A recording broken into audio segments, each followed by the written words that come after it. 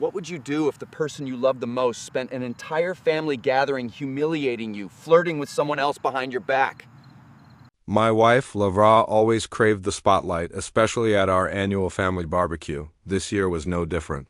The backyard buzzed with laughter and music, the air thick with the smell of grilled food, but I couldn't shake a feeling of unease. She'd been distant for weeks, disappearing for hours with flimsy excuses. I tried to ignore the doubt, but it was always there, lurking at the edges of my mind.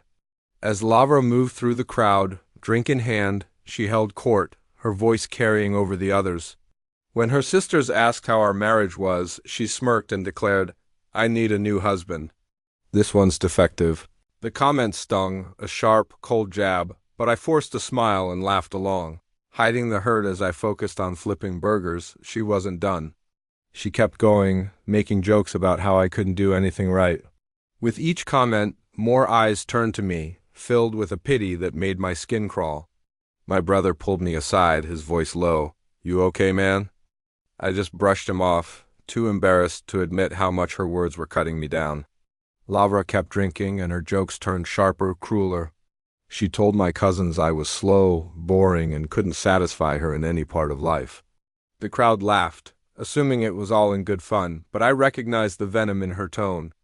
It was the same tone she used in our private arguments, the one she used to break me. Then I saw her walk toward the house, her phone pressed to her ear. She was whispering, her voice excited, to someone who clearly mattered more than me. When she returned, her face was glowing in a way I hadn't seen in years. The way she looked at me wasn't how a wife looks at her husband. It was like I was just a prop in her one-woman show. As the sun began to set, a heaviness settled in my chest. My mother must have noticed.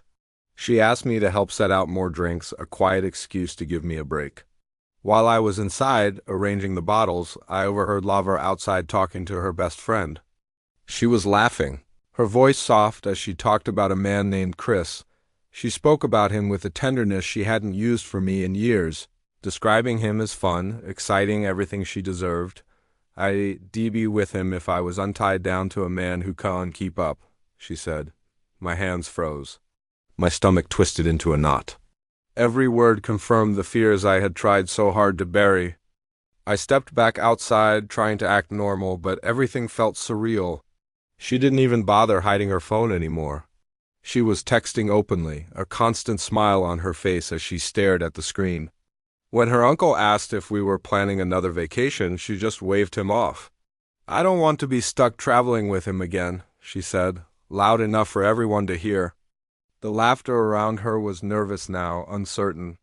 I just stood there, my hands shoved in my pockets, feeling smaller with every passing minute. As the night wound down, I started cleaning up, needing something to do with my hands. Lavra wandered off again.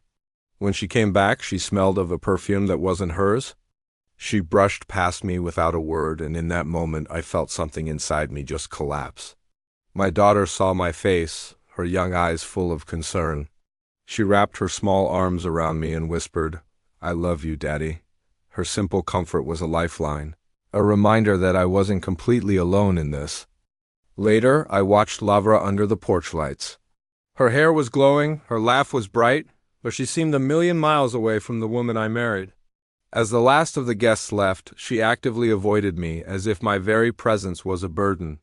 "I wish I had a husband who actually made me proud," she joked to her mother, who just looked uncomfortable but said nothing. While Lavra scrolled through her phone, I gathered the trash and folded the chairs. I could hear the quiet buzz of her phone every time a message from Chris came through. She'd smile down at it with a tenderness that was once reserved for me. It finally hit me. She wasn't joking about needing a new husband. She was actively preparing for a life that didn't include me. As I carried the last bag of trash to the curb, I thought about all the years I'd spent trying to fix us. I remembered every apology for things I didn't do, every grand gesture to make her feel loved. Every time I convinced myself her distance was just a phase. The truth was, she had left our marriage long before this night. She had replaced respect with ridicule, affection with resentment. My role in her life had become a punchline for her entertainment. I walked back into the quiet kitchen. She didn't even look up from her phone as she poured another drink and walked right past me. Watching her move through our home with such casual indifference, the reality was impossible to ignore. The woman I loved had outgrown me. She had secretly built a new life, one without loyalty or kindness. The lingering smell of barbecue and laughter felt like a cruel joke. The evening had changed everything. The world felt colder, heavier, but as I stood there, processing it all, I felt a tiny spark of something new ignite deep inside me. It was a feeling that whispered this story wasn't over, a feeling that promised the truth would eventually come to light. And it hinted that this moment, as painful as it was leading me somewhere I never expected. Thank you for listening. If you've ever felt this way, know that you're not alone. Don't forget to follow for the next part of the story.